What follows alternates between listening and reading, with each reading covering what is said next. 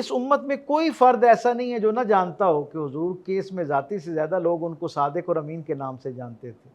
یہ کیسے ہو سکتا ہے؟ ہم سب کے لیے ایک سوال ہے کہ ایک ایسا رسول جس کا از اول تا آخر اساسی حوالہ ہی سچائی اور دیانتداری ہو، اس رسول کا ماننے والا اپنے معاملات میں اتنا دروغ گو کیسے ہو سکتا ہے؟ اتنا جھوٹ بولنے والا کیسے ہو سکتا ہے؟ اتنا مصلحت پسند کیسے ہو سکتا ہے؟ وہ جو اس اعلیٰ درجے کا امانت دار رسول ہے کہ ہجرت کی رات جان کو یقینی طور پر خطرہ ہے، اور اللہ کے محبوب رسول کو اپنی جان سے زیادہ ان امانتوں کی فکر ہے جو ان لوگوں تک بر وقت اور بحفاظت پہنچانی ہے، اور کریم آقا صلی اللہ علیہ وسلم پر اس معاشرے کے اعتماد کا اندازہ لگائیں۔ ڈاکٹر صاحبہ، ہم دنیا بھر میں بڑے مان اور فخر سے یہ بات بتایا کرتے ہیں کہ ویسٹرن جو اسکالرز ہیں وہ بھی اس بات کو مانتے ہیں، اور گلف ہسٹورین جو نان مسلمز ہیں انہوں نے بھی یہ بات لکھی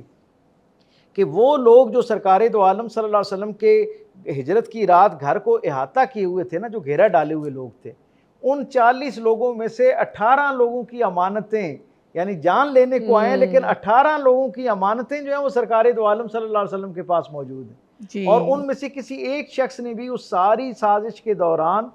یعنی باقی سارے امکانات پر بات کی، کسی ایک کو بھی فکر نہیں تھی کہ ہماری امانت میں کہیں کوئی کمی بیشی ہو جائے گی یا خیانت ہو جائے گی۔ تو حضور نے ایسا اعتماد ان دو خصوصیات کے ساتھ بیان کیا۔ میں سمجھتا ہوں حضور کے ساتھ تعلق کا ایک حق ہم پر یہ بھی ہے کہ ہماری صرف مکالمے سے ہی حضور کے ساتھ محبت نظر نہ آئے، بلکہ ہمارے معاملات اور معمولات جو ہیں ان سے بھی حضور کے وہ جو پاکیزہ رویے ہیں ان کی خوشبو آنی چاہیے۔